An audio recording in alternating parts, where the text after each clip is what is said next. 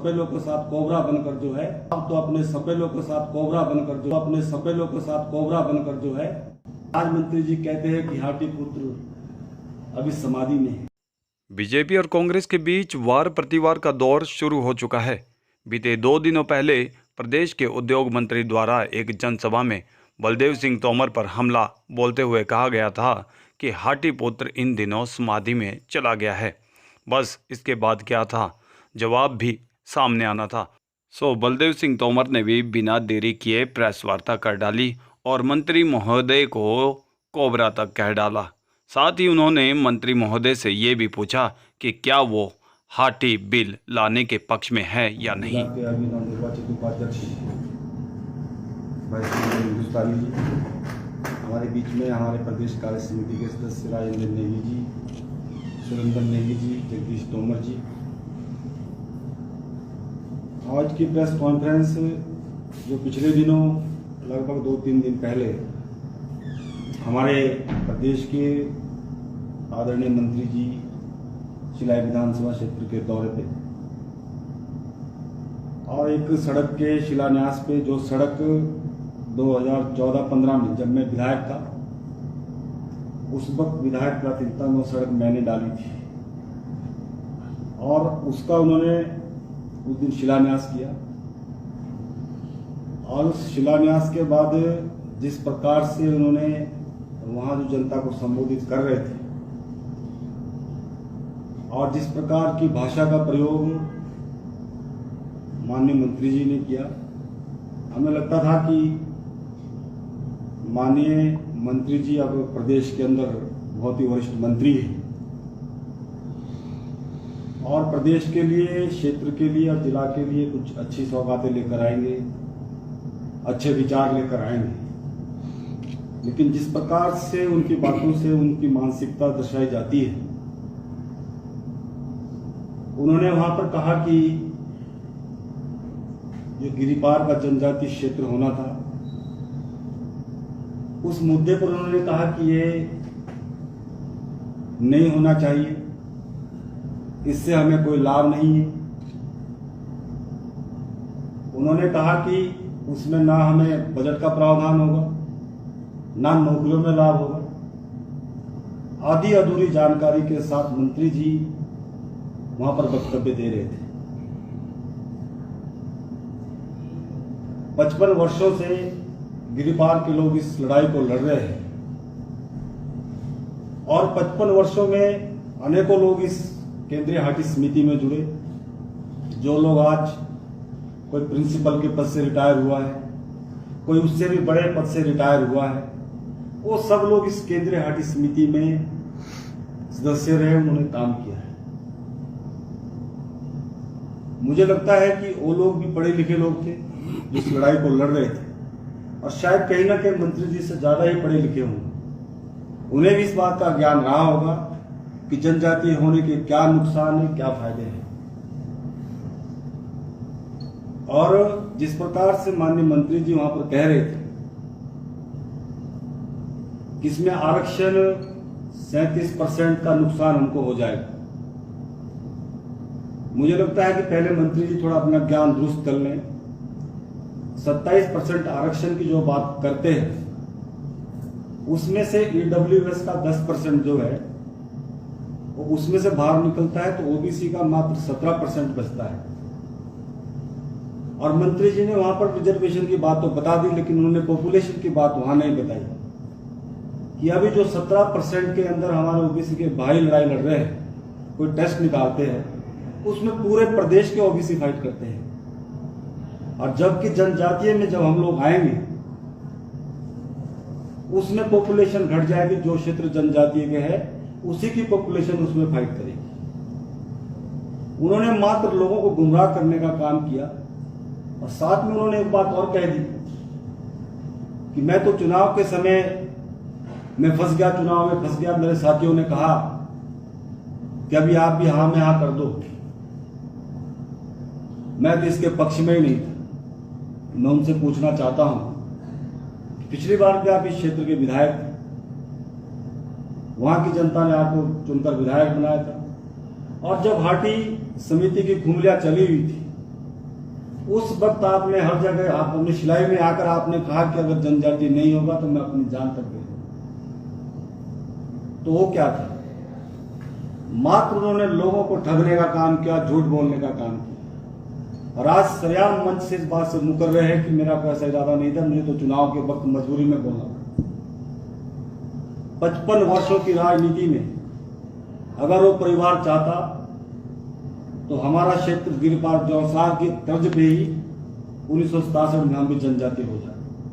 लेकिन उस परिवार ने ना तब चाहा, ना ये परिवार आज चाह रहा है कि क्षेत्र जनजाति घोषित हो। लोगों को गुमराह करने का काम मात्र किया। चुनाव के अंदर जातिवाद के ऊपर चुनाव को ले जाने का प्रयास किया। इस जाति को ये नुकसान है, इस जाति को ये नुकसान है। इस प्रकार की राजनीति करके और उसके बाद 6 महीने के अंदर हमें लगता था कि क्षेत्र को बहुत बड़ा ओहदा मिला है, बहुत सारी इस क्षेत्र का विकास हो।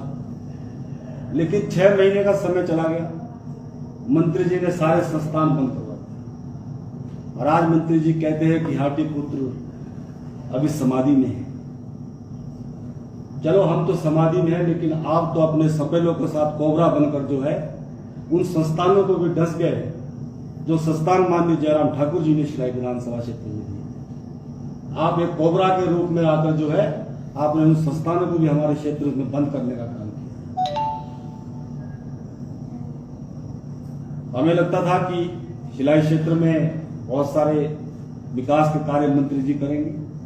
आप सबकी जानकारी में कितने संस्थान हमारे यहाँ बंद। डीएसपी का कार्यालय वहां पर खुल गया था, वो कार्यालय बंद हो गया।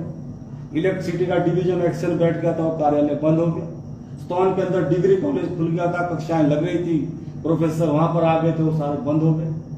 नायब तहसीलदार वहां पर स्टोन के अंदर बैठ गए थे, वो बंद हो गए। हमारे पटवार सर्कल 7 खुले तो बंद हो गए। 2 कानून सर्कल खुले तो बंद हो गए। कपोटा का बीएमओ ऑफिस बंद हो गया। कमरों की सीएससी बंद हो गई। अनेकों स्कूल बंद कर दिए गए। इस प्रकार की राजनीति और लोगों को उसके बाद गुमराह करना, मात्र लोगों को बातों में घुमा कर रखना और विकास की कोई चर्चा नहीं करना। इन 6 महीने के अंदर जो शिलान्यास उद्घाटन मंत्री जी ने किए वो सारे पिछली सरकार का बजट। एक भी पैसा इस सरकार ने इस क्षेत्र के लिए, एक भी स्कीम में कोई पैसा इस 6 महीने में इस सरकार ने नहीं दिया। मैं पहले भी अपने लोगों के साथ खड़ा था। हमने जब ये कुंभलियों का दौर चला उस वक्त भी कहा कि हम अगर इस चीज को नहीं करा पाए, इस क्षेत्र को जनजातीय नहीं करा पाए तो हम चुनाव नहीं लड़ेंगे, ना वोट मांगने आएंगे। पिछले 55 वर्ष में जब जो कांग्रेस की सरकार रही, उस वक्त के तत्कालीन मुख्यमंत्री पूर्व स्वर्गीय श्री वीरभद्र सिंह जी वो जरूर चाहते थे कि इस क्षेत्र को जनजातीय होना चाहिए। लेकिन उस वक्त भी इन लोगों ने, यहाँ से विधायक माननीय मंत्री जी जो आज, उन्होंने नहीं चाहा कि क्षेत्र जनजाति हो। और हम धन्यवाद करना चाहते हैं माननीय जयराम ठाकुर जी, जिन्होंने भी पिछले 5 वर्ष के दौरान यहां से भी इस केस को दिल्ली भिजवाया और दिल्ली के अंदर आरजीआई के अंदर हमारी हाटी कम्युनिटी की रजिस्ट्रेशन और उसके बाद कैबिनेट के अंदर अप्रूव करवाकर लोकसभा के अंदर भी पास करवा दिया गया और अब राज्यसभा के अंदर हमारा बिल है। पिछले सत्र के दौरान 5 बार हमारा लिस्ट हुआ है, जो बिजनेस है राज्यसभा का, उसके अंदर 5 बार हमारा ये हाटी का बिल है वो लिस्टेड हुआ था। वो लगना था बिल उस सेशन के दौरान, लेकिन वहां पर राज्यसभा नहीं चली और इस बार वो रुक गया है। अब 17 तारीख से फिर हमारा दिल्ली का सत्र चल रहा है और इस बार वो हमारा हाटी का बिल जो है वहां से पास हो। हमने तब भी कहा था कि हम अपने इस गिरिपार क्षेत्र को जनजातीय घोषित कराया करेंगे, क्योंकि इसमें बहुत लोगों की भावनाएं जुड़ी हुई है। 55 वर्षों से लड़ाई हम लोग लड़ रहे हैं। अब इसका अंतिम रूप आया है और मैं मंत्री जी से एक निवेदन करना चाहता हूं, अगर वो इसके विरोध में है, इसके बाद राज्यसभा से पास होने के बाद माननीय राष्ट्रपति महोदय जी के यहाँ से जब स्वीकृत होकर आएगा, उसके बाद प्रदेश सरकार के पास आएगा। हम भी ये देखना चाहते हैं कि मंत्री जी अगर इसके विरोध में है तो इस बिल को, अब उनकी सरकार प्रदेश के अंदर है, कि वो रोकते हैं कि पास करवाते हैं। हमेशा दो मुंही बात करने का जो उनका पर्सनल रहा है, उसका पर्दाफाश आने वाले समय में हो। और जिस प्रकार से बहुत सारी बातें बजट को लेकर उन्होंने कहा कि बजट में भी हमको कुछ नहीं मिलेगा। मेरे पास एक कॉपी है जो कि एसटी प्लान का 2020-21 की कॉपी है। इसमें पूरा लिखा गया है कितना कितना बजट स्टेट से अलॉट हुआ है, सेंटर का भी इसमें नहीं है, लेकिन स्टेट का ही इतना बजट है कि जो जो हमारे इसमें जिले आते हैं 1000 करोड़ रुपए उन्नू, किन्नौर, लाहौल स्पीति, पांगेर, भरमौर के लिए आया है। जब हमारी उसमें पॉपुलेशन और ऐड हो गई, क्योंकि उसमें पर व्यक्ति बजट आता है। एक रेगुलर बजट होता है, वो भी पर व्यक्ति मिलता है।